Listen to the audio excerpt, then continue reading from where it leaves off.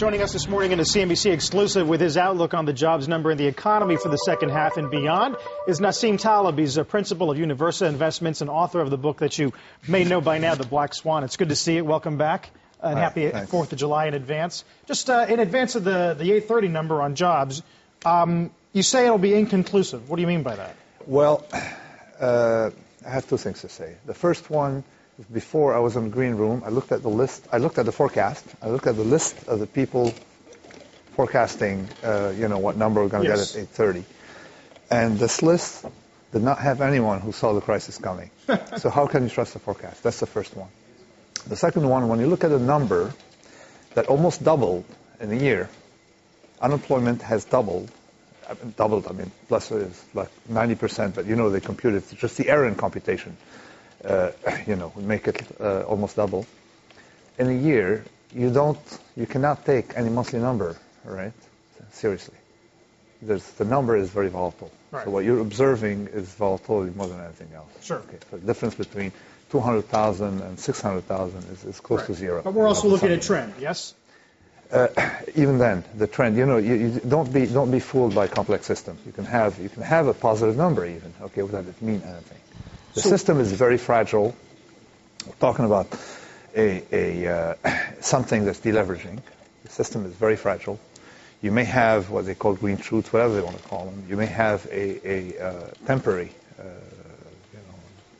relief, but you're still in a world that is breaking, okay? And that world should break, okay? We're going to break.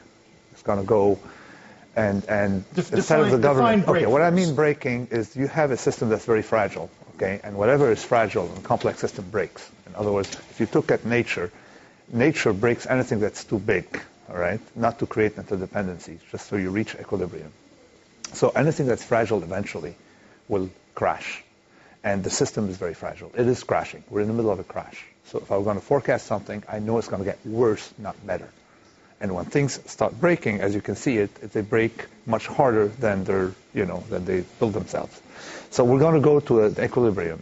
You're going to have much less leverage in the system and things like that. So the system is the leverage. Instead of the government, okay, making the transition, okay, making the smooth transition by lowering the level of debt, because really the monkey on our back is the debt.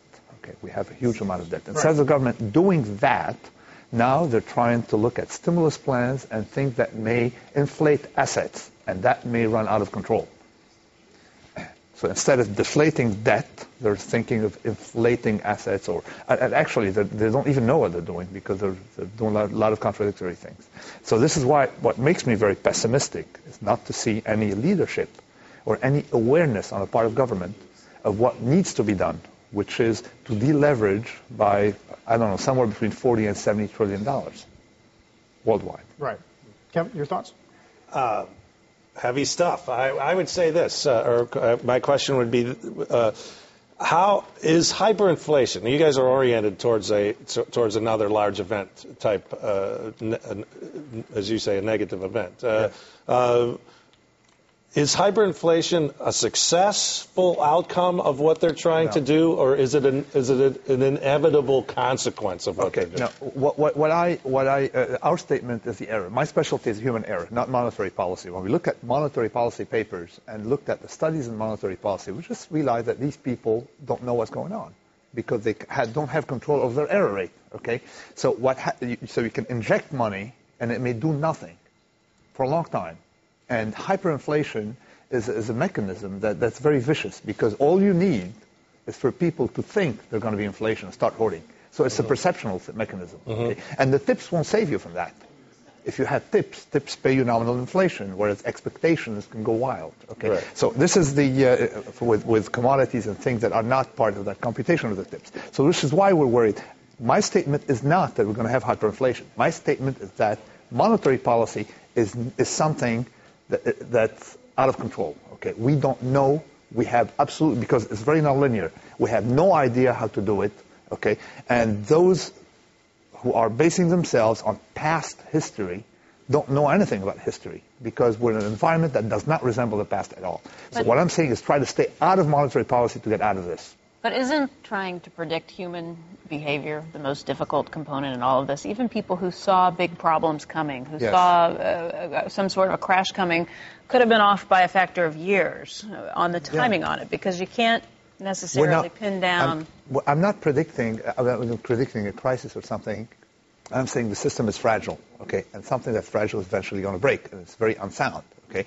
And even if you're off by a couple of years or 5 years or 10 years, all right, if I tell you this house is going to collapse, all right, whether it collapses a minute after, okay, my prediction or my statement, or it collapses 10 years later, it's still something. Why is it not possible to have an orderly deleveraging of the economy? Why does it have to end in collapse? The government doesn't want to do it. The government can very easily go to banks and start immediately having conversion of debt to equity.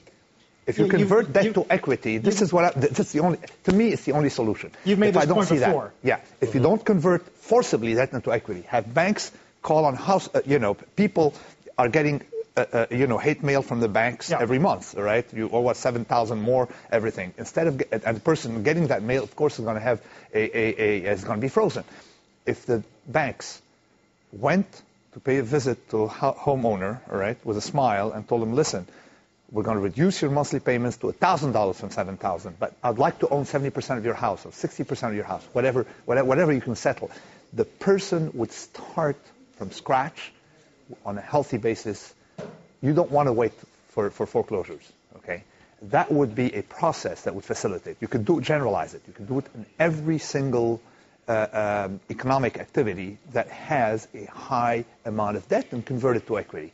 But they don't want to do it. They're afraid. You don't want to take it's like, it reminds me of someone falling from a bicycle. Okay, when someone falls from a bicycle, they're like shocked, and they don't want to be very aggressive. We need to be much more aggressive with what's going on.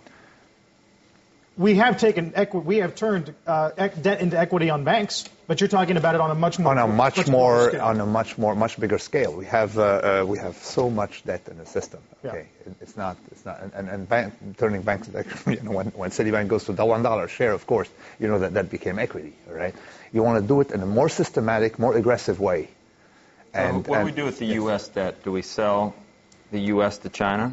The U.S. government debt is not the major part. The U.S. government debt is about 10 trillion. Housing market, compared to the housing market, how much is U.S. debt? No, I thought you meant government. The government debt. Government debt is about, so far, okay, government, you also mean state debt is a small part. It's like 20%, maybe 10 to between 10 and 30%, depending what you call debt. But we have also liabilities that are not part of the government debt that we have to worry about. Then let's talk about the liabilities that will eventually be debt. I mean, this dwarfs just what the problems in the housing industry, right? I mean, the system you're talking about is just the housing industry? If we could prevent all the foreclosures, we have private equity, we have companies choking on debt, the debt is generalized here and in the Western world. Plus, you can't separate the U.S.